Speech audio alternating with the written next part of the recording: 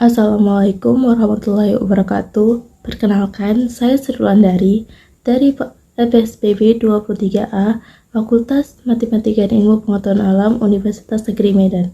Di sini saya akan menjelaskan tentang protista mirip hewan. Yang pertama adalah pengertian.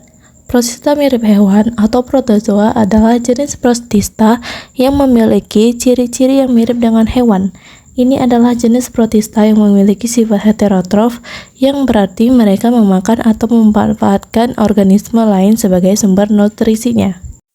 Protista mirip hewan dapat bergerak dan memiliki alat gerak seperti flagel atau bulu cambuk atau sila yang berarti bulu getar. Mereka dapat ditemukan di berbagai tempat seperti dalam tanah, air, atau sebagai parasit pada organisme lain. Jenis-jenis protista mirip hewan atau protozoa dapat dikelompokkan menjadi beberapa kelompok berdasarkan ciri-ciri yang khas. Yang pertama, rhizopoda. Protozoa ini bergerak dengan menggunakan zoopodia atau kaki semu yang berasal dari sitoplasma yang menjulur.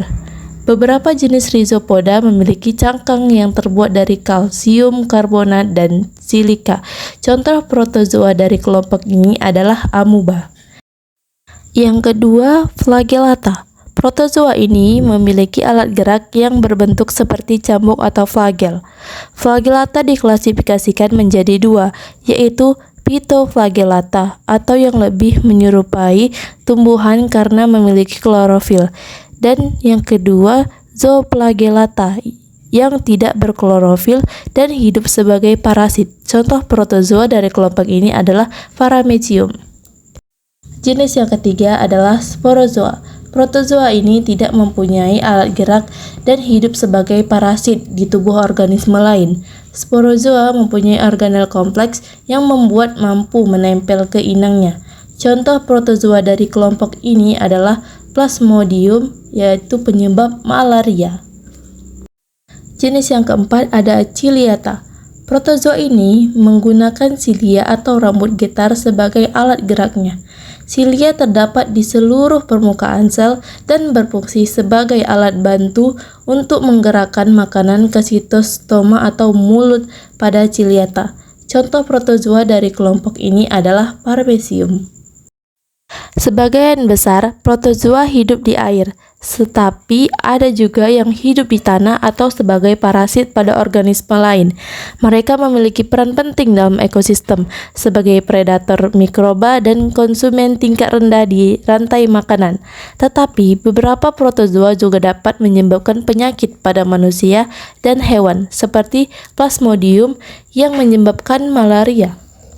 Selanjutnya adalah perbedaan protista mirip hewan dan protista mirip tumbuhan. Pada protista mirip hewan, yang pertama dia adalah heterotrof.